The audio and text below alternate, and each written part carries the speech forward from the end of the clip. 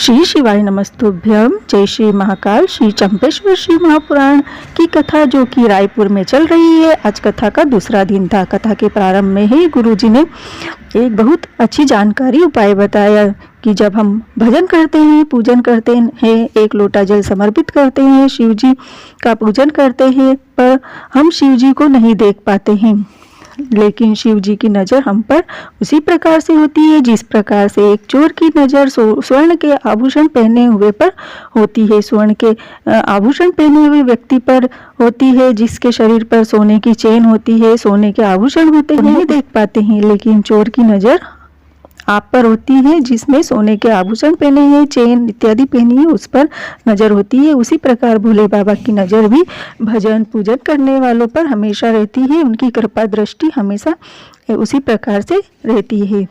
दूसरा पत्र, दूसरी जानकारी, विशेष जानकारी इस प्रकार है।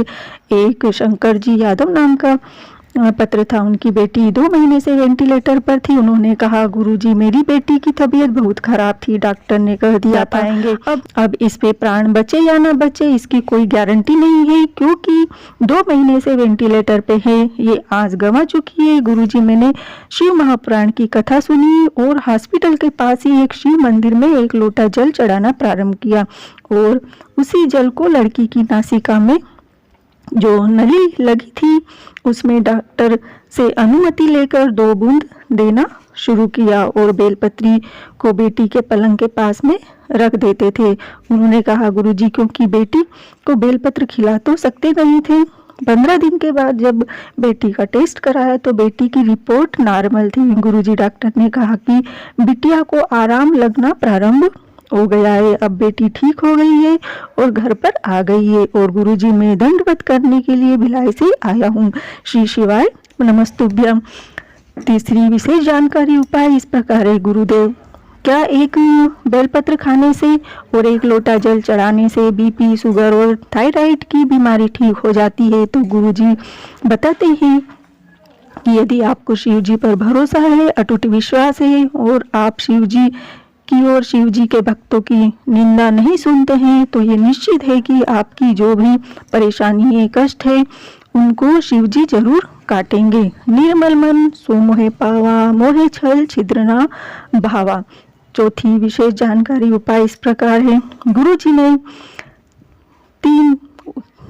गुरुजी ने चौथा उपाय इस प्रकार बताया कि जब शिव जी के मंदिर जाते हैं और एक बेलपत्र लेते हैं तो उस बेलपत्री को खाने से पहले क्या करना चाहिए? अपने पॉकेट में रख लेना चाहिए, जरूर रख ले।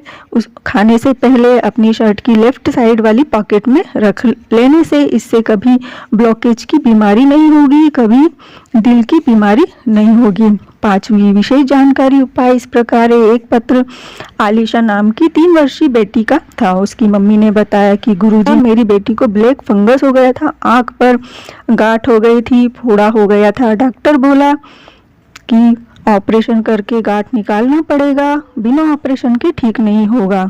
गुरुजी हमने शिव महापुराण की कथा सुनी और शिव जी के मंदिर में शिव जी पर एक लोटा जल चढ़ाने लगे और जल को लाकर बेटी की आंखों के पास लगाते और बेलपत्र पीसकर बेटी को खिलाने लगे।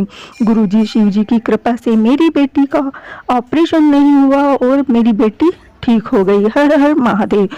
6वीं विशेष जानकारी इस प्रकार है।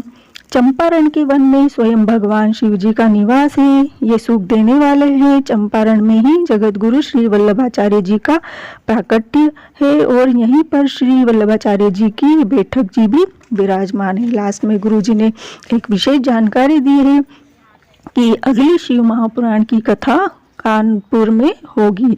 यह 16 नवंबर से 22 नवंबर तक चलेगी। इस शिव महापुराण कथा का नाम है शिव भक्ति शिव महापुराण कथा। श्री शिवाय नमस्तुभ्यम। यह वीडियो यदि आपको थोड़ा भी उपयोगी लगा तो प्लीज़ लाइक, सब्सक्राइब और शेयर अवश्य करिए। जय महाकाल।